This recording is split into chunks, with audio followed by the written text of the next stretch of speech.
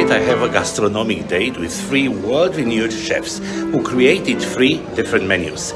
Bruno Barbieri, Hélène, Darroze and Ángel, León reinterpret the ingredients, tradition and recipes of the countries visited by Costa Deliziosa. Tonight I'm having dinner in Archipelago.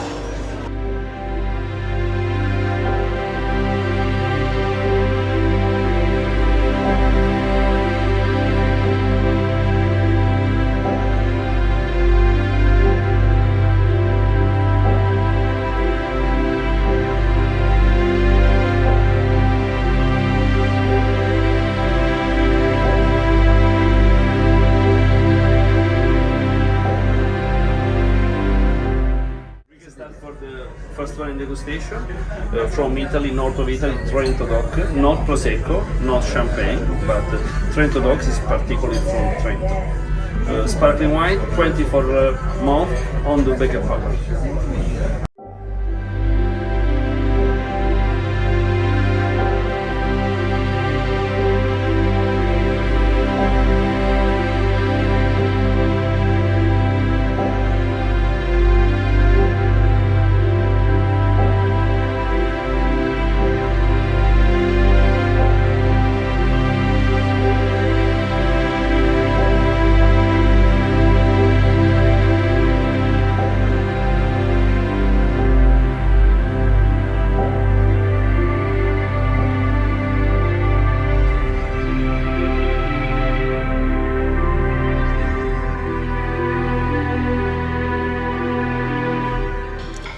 The restaurant itself is a unique destination. The elegant and intimate atmosphere is enriched by the use of driftwood washed ashore and shaped by the waves of the sea.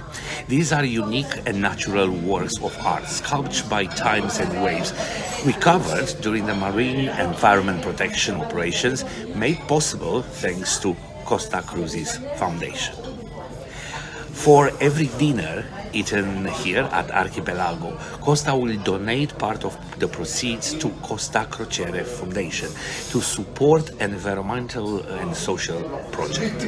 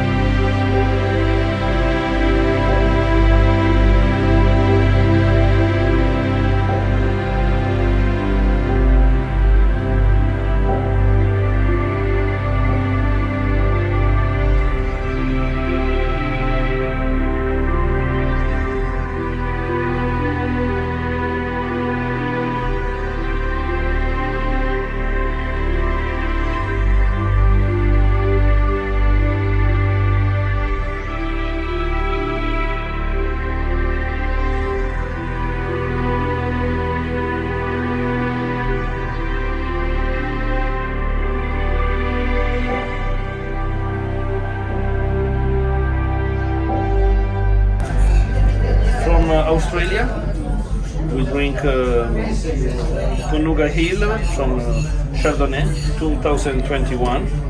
The farm is Penfolds.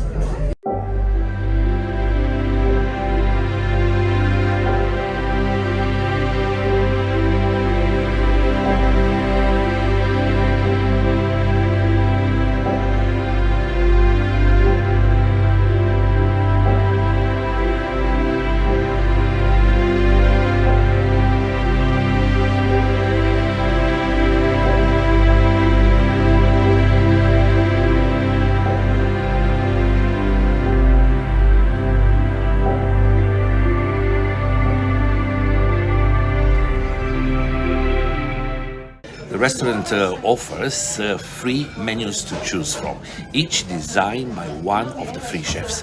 The menus will offer 5 dishes created to reflect each part of the sea route through its cuisine. What's on the menu? The mastery of Italian Bruno Barbieri, the authenticity of the French Hélène Darroze, and the seafood experimentation of the Spanish Ángel León.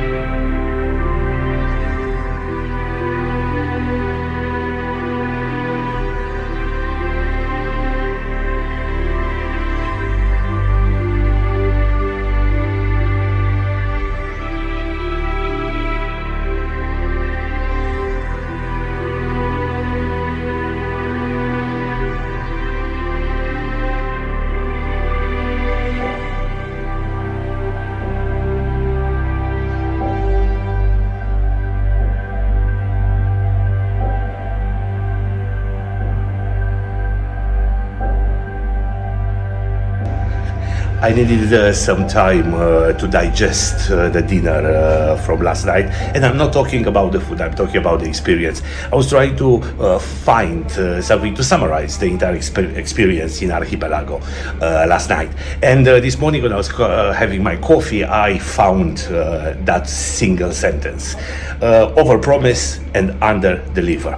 It's quite interesting, the entire experience. You see, you receive so many positive vibes. Your expectations are raised so much before you arrive at the restaurant. In any way, for example, the confirmation of your booking, it's delivered in your cabin in an elegant black envelope.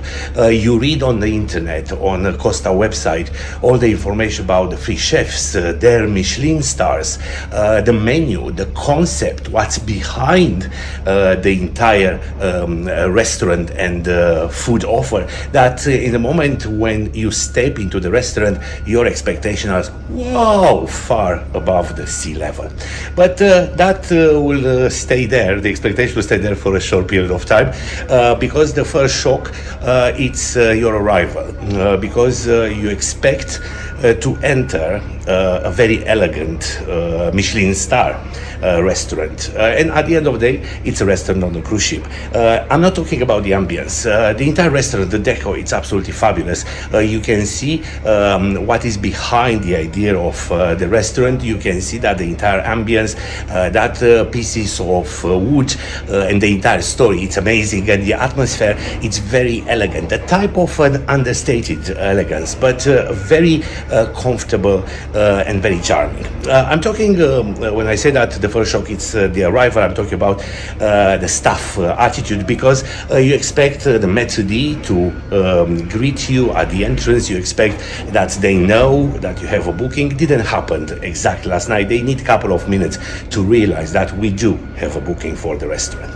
Now talking about the entire menu, we choose the French version and we choose the Italian version. Once again, the description, it's absolutely amazing. I'm sure that all the ingredients, I'm sure that the way how the ingredients are mixed together, everything is created to reach the flavor and the experience imagined by the three chefs. In reality, everything has a taste of mass-produced food. For example, the pea soup reminds me of a can with mushy peas that you can buy back home in a supermarket. What else? The octopus with Greek spices was overcooked and was less crunchy, more chewy. For example, Miguel had the roulade, which lost the idea of a roulade, was just a piece of processed meat cut in little portions. And unfortunately, I was one step to forget. Another element, important element, is the fact that the restaurant on board Costa Deliziosa doesn't have its own galley, its own kitchen. Everything is cooked in the main dining kitchen, and after that transported across the hallway back to the restaurant. Doesn't matter what is the temperature, which is the temperature when the food is ready, but all this transport will bring the food on table a little bit too cold. And I bet those Michelin stars chefs will not be happy with that. Another thing. Maître d' is supposed to be your guide, your captain in this culinary excursion trip into an archipelago of flavors. Maître d' was quite busy, and all the explanations were given about the dishes by the waiters. Poor guys, they didn't have a clue what they were talking about, and actually was like reading a script very, very fast just to be sure that they tell you something. But on the other hand, the wine pairing experience was elevated, because the sommelier was passionate about his work. He knew his wine. He knew the information that a customer is interested in. Actually, the wine part of the dinner saved, in a way, the entire experience.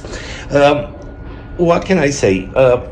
Shall I recommend this if you are on board the Costa ship? Yes, you have to try it at least once. Shall I go back in the future? If I go back with Costa, shall I book again? No, because I found the entire experience a little bit, as I said, under-deliver.